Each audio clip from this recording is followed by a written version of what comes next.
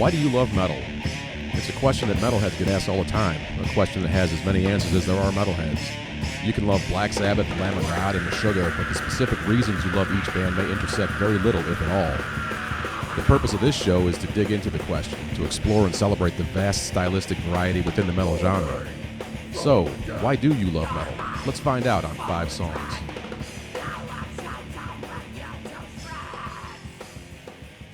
And welcome to another episode of 5 Songs. I'm your host, Kevin Tulppo, and my guest today is Donny Stanfill, currently playing with Society Hostile and formerly of Relic. We had Ron Shanover on a few weeks ago, who was the vocalist in that band. Welcome to the show, Donny. Thank you. Thanks for coming. It's good to have you out. Good to be here. Well, as everybody knows at this point, Donny has brought 5 songs, metal songs that he really digs and are significant to him in some way and stuff that he digs. And, we don't waste a whole lot of time getting into it, so we're going to start off with your first song, which is Kiss, Gods of Thunder. Tell us about this song, Donny. It was the first, Kiss was the first band I was ever introduced to. I think I was like 4 or 5, and of all the songs, that one scared the shit out of me. So, it stuck with me. Just the whole, just the Gene Simmons, Gene and Gene. Yeah. But I mean, I had the Destroyer, the Dynasty, their solo albums, but I listen to them all, but that's the one that sticks out the most. Right on, cool. All right, let's fire it up then. This is Kiss with Gods of Thunder. Okay.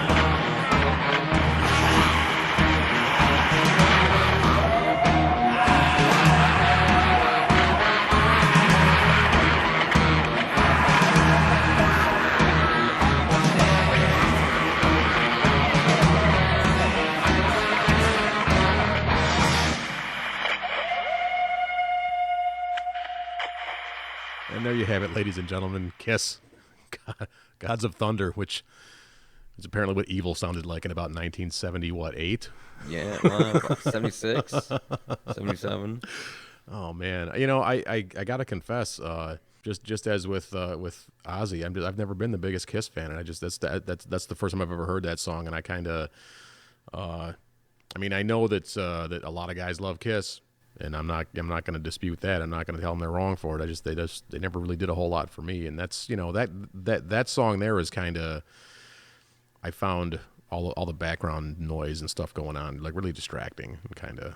Well, like I say, like, how old was I, 4 or 5? So 36 plus years later, I look back and think, what the hell was I thinking? You know, I'm not a fan anymore. You know, I like some of the Bruce Kulick stuff, but Yeah, I mean, I could imagine it's you know, I could imagine for the time all that howling and stuff in the background sounded pretty whacked out. yeah, like I said, it scared the crap out of me Yeah, well, at that age. You know, I remember when I wasn't I was maybe 2 or 3 years older than you, and I remember you know, I remember how they were the end of Western civilization, man. They were the most evil thing on the planet for a minute there. Yeah. People thought he was. I mean, so quaint. I had an aunt who just very Christian aunt, and she was like, "You need to burn those albums. They're the devil." Oh yeah, dude. I had an uncle that told me the same thing about Journey. Because the cover of the Frontiers album had like a pentagon shape on it, you know, and he just kind of flipped out about it. And it wasn't like a second uncle or something like that. He's not like immediate family, but you know. Right. I was like, all right, whatever. It's Journey. All right, then let's move on to the next song. We got Ozzy making another appearance. He's almost as regular as I am on this show, and at this point. Again, this is Randy Rhoads era again. Yeah. Yep. This song is called "I Don't Know." What's your take on this one? Again, I was young, maybe 3rd, 4th grade. I'm not sure, but the kids back then, they were called burnouts. Well, the kids would walk down the street with their big boom boxes, and I heard this dan ticka ticka ticka ticka ticka ticka dan every day when I got home, and I was like, man, what is that? That's cool. So probably 2 or 3 tapes later, no, 2 tapes later, because I bought the Diary of a Madman, didn't know who the hell Ozzy was. It wasn't on that tape, so the only other one was... He took the evil baton from Kiss in about 1980. Okay. That's it then. So Blizzard of Oz, the first single off it, I mean, side 1, whatever, was I Don't Know, and it was like, that's it, man. And then Crazy Train was another one of the... I hear them walking with their boom boxes down the street, so that was when I was introduced to Ozzy. Again, didn't know who the hell these people were. Randy Rhoads, I didn't, you know. Right. I didn't know any of that stuff till, you know, years later when they did that tribute album. Right. All right then. Well, let's listen to this one now. It's Ozzy, I Don't Know.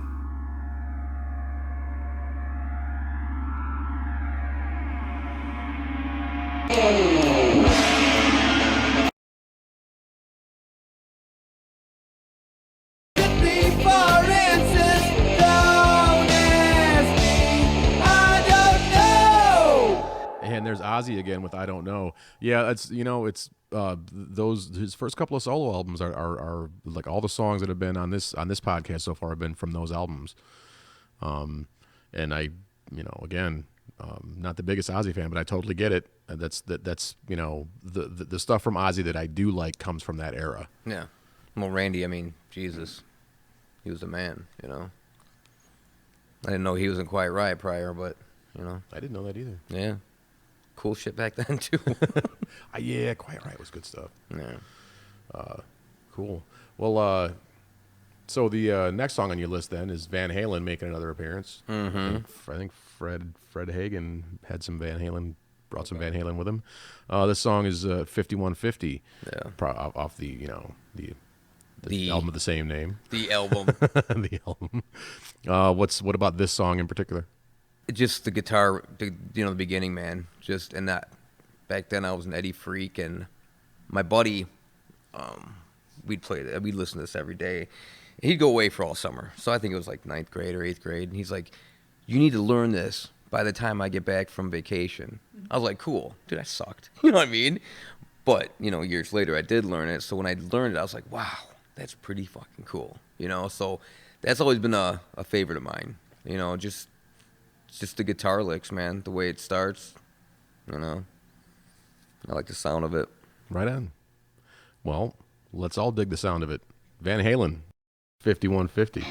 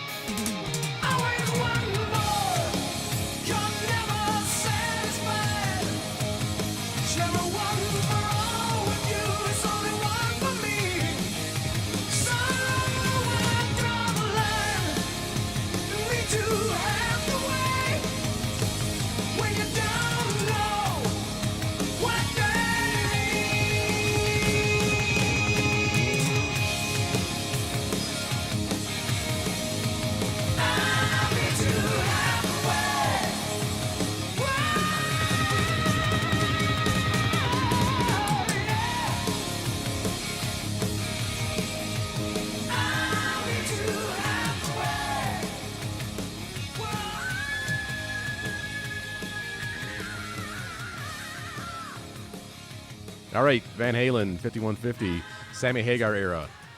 We were talking while the song was playing that, it's the Sammy Hagar era of Van Halen was such a pretty time. Yeah, definitely not the definitely radio friendly adult contemporary rock. I mean, Eddie was still doing his thing, and Alex is like even on that song you can hear the skill that Alex Van Halen brings on the drums, and he's one of the great rock drummers of all time. I think really underrated, or even they've even forgotten to be rated at this point, I think.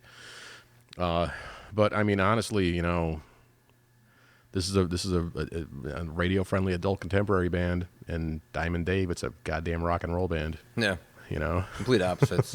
Like I said, Night and Day, Night and Dave. Night and You like Dave. that? Night and Dave.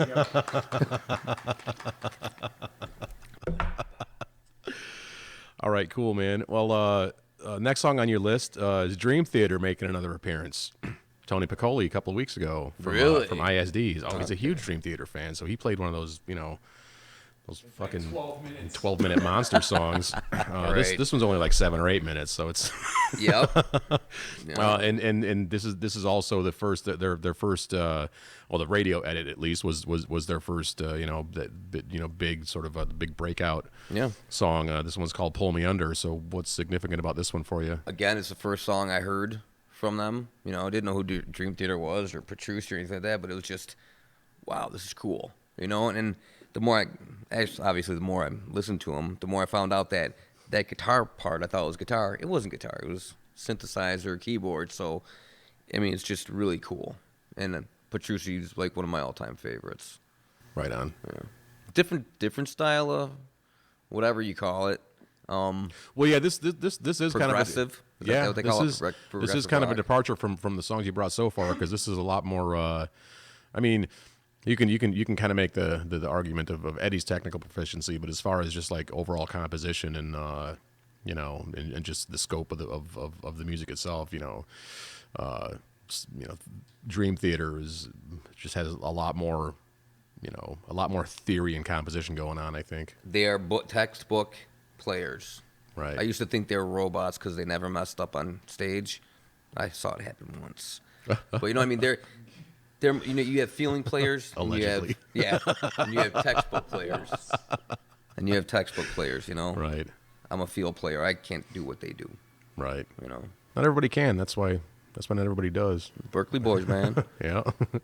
Well, cool. This of course is Dream Theater with Pull Me Under.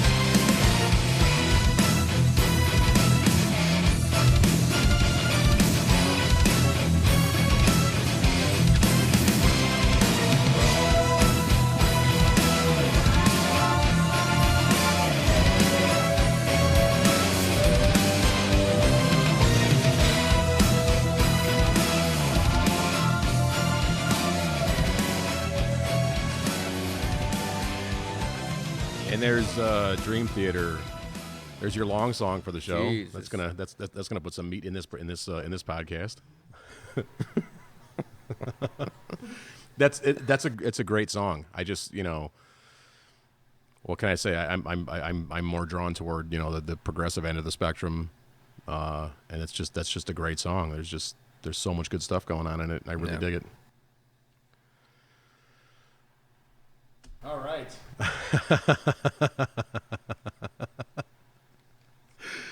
All right. So your last song, fucking dead air. I can't believe how fucking old I am. I'm at that, like 90, 91. Holy shit. That's like 25 years ago. Yeah. Shut the fuck up.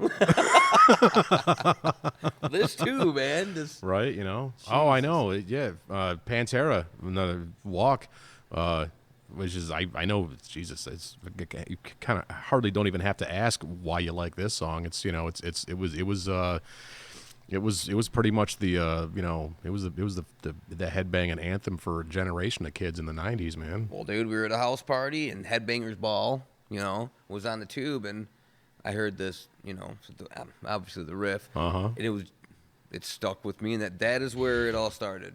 Again, didn't know who the hell Dime was.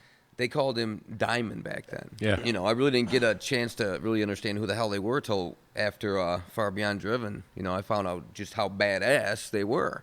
But sure, I have my other favorite Pantera songs, but that one was the one that drew me in. It was like, that is what I want to do.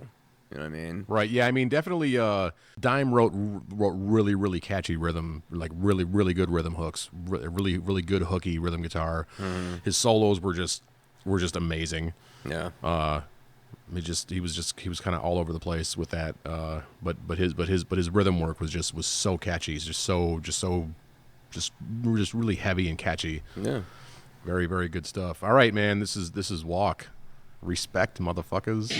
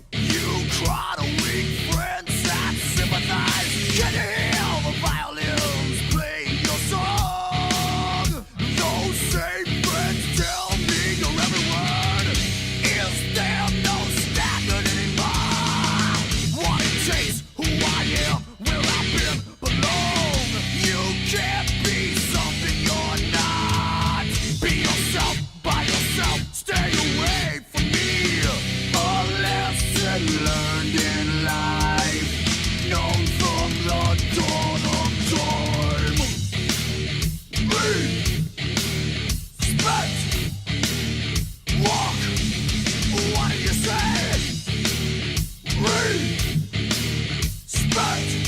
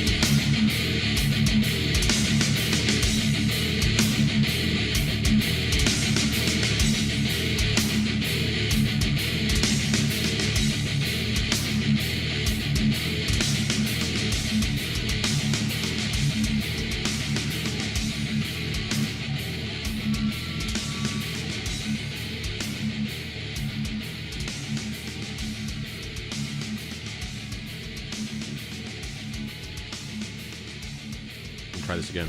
Okay. And there, of course, is Pantera with Walk. It's a great old tune. Fuck. And there we have Pantera with Walk.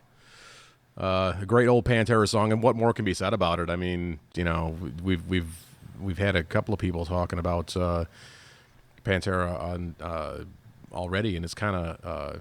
I know there's a few haters out there, Ralph, Many, and I get it in that like you know the same sort of way that there are Metallica haters out there, but it's not. I think a lot of it has to do with just like disliking Metallica fans who aren't like really into the music itself, just more into the whatever, you know, passes for the culture of that particular set of fans. All right. But I mean, I've always loved Pantera, and that's just typical of one of the reasons that I've always dug them. Nobody's gonna like everybody. You know what I mean? So right on. Well, that was your fifth song. Mm-hmm. And so you're playing guitar with Society Hostile at this time. Yep. Yes, sir. And you used to play with Relic. And the song we have to close it out today is a song that you wrote and recorded with Relic. Mm-hmm. I believe it was the first one we ever wrote. Cool. All right. Well, thanks for coming on the show. Appreciate having me. This has been 5 songs. I'm your host, Kevin Tulppo. Donny Stanfill has been my guest. Gary Willibey is twisting the knobs and making it sound like we know what we're doing. Thanks, as always, to John Archer and the Maidstone Theatre for letting us record this thing here. And to close it out for you, we've got Relic, Donny Stanfill's old band, with Dead City. Check it out, and we'll see you next time. See ya.